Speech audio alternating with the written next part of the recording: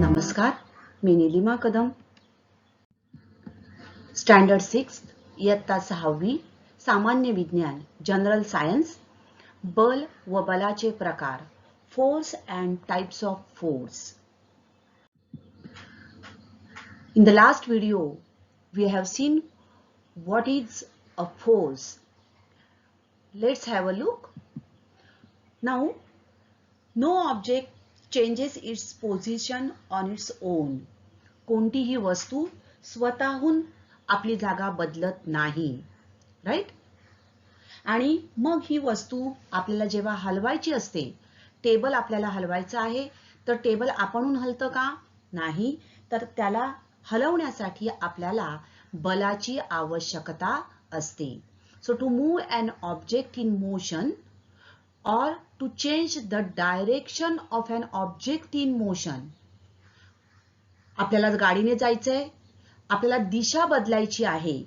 So to change the direction of an object in motion or to stop an object which is in motion. The moving ball, we want to stop it. So at that time force is required. तर वस्तू हलवण्यासाठी, गतिमान वस्तूची दिशा बदलण्यासाठी किंवा गतिमान वस्तूला थांबवण्यासाठी आपल्याला बलाची आवश्यकता असते. Now force is necessary to change the shape of an object also. If we want to change the shape of an object, force is necessary. आई जेव्हा चपाती लाटते त्यावेळेला काय करते? त्या गोळ्यावर फोर्स लावते, बलाचा वापर करते आणि त्यामुळे त्या एका छोट्या गोळ्यापासून पातळ अशी चपाती तयार होते. Now types of force. There are different types of force. Let's have a look at how these types of force, that means what is exactly the meaning of these different types of force. Now muscular force, स्नायू बल. What is muscular force? Observe these pictures. Now when we are playing football or cricket or tennis, whatever, right, we are using our muscles. While playing football, we play with the foot, right? In cricket, with the help of hands, we move the ball or we move the bat. To lift a box or to carry a sack. In all these examples, the movement takes place with the help of muscles and related bones in our body. So, see here, he is performing some exercises, right? So, he is using his muscles. So the force applied with the help of muscles is called a muscular force. While writing, you are using your fingers, that is a muscular force. Lifting your school bag, it is a muscular force. तर अशा प्रकारे आपण जेव्हा स्नायूंचा वापर करतो त्यावेळेला लावल्या गेलेल्या बलाला स्नायू बल असे म्हणतात. पाण्याने भरलेली बादली उचलणे, टेबल ढकलणे, डोक्यावरून टोपली घेऊन जाणे, एक्सरसाइज करणे, याच ठिकाणी आपण स्नायू बलाचा वापर करतो. So observe these pictures. These are examples of muscular force. Next, mechanical force, यांत्रिक बल. Now while plowing, nowadays we are using tractors, right? Some machine works are going to perform for doing many tasks.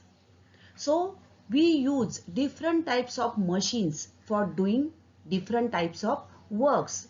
Sewing machine, washing machine, vacuum cleaner, these are all different types of machines. Now,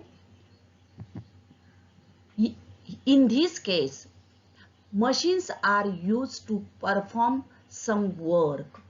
Some machines are run by electricity or on fuel. So the force applied by means of a machine is called a mechanical force.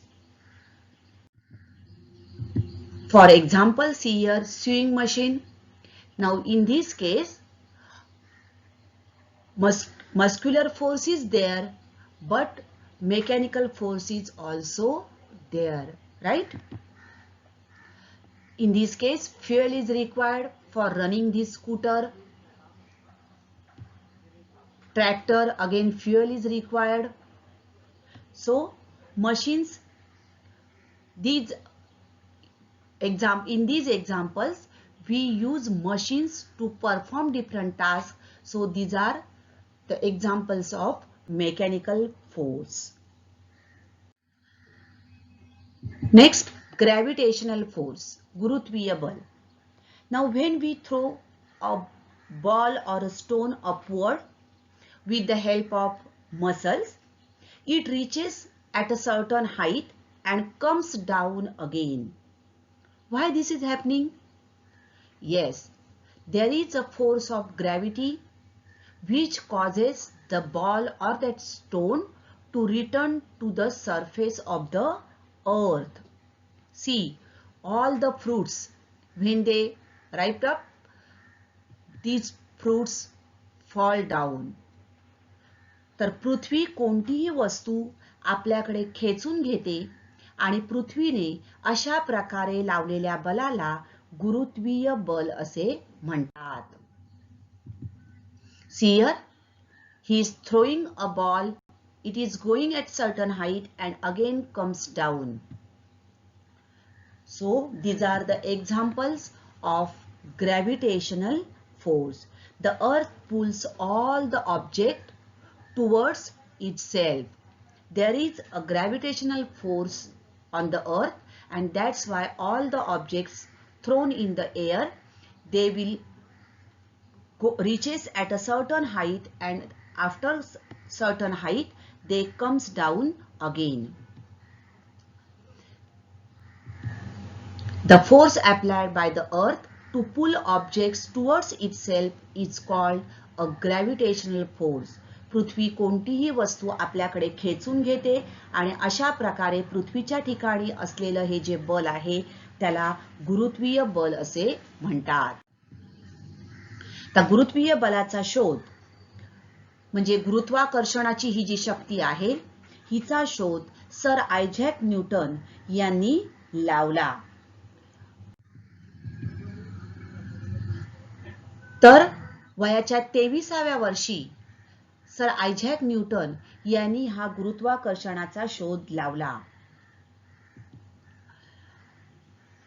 He was just 23 years old when he discovered the law of gravity.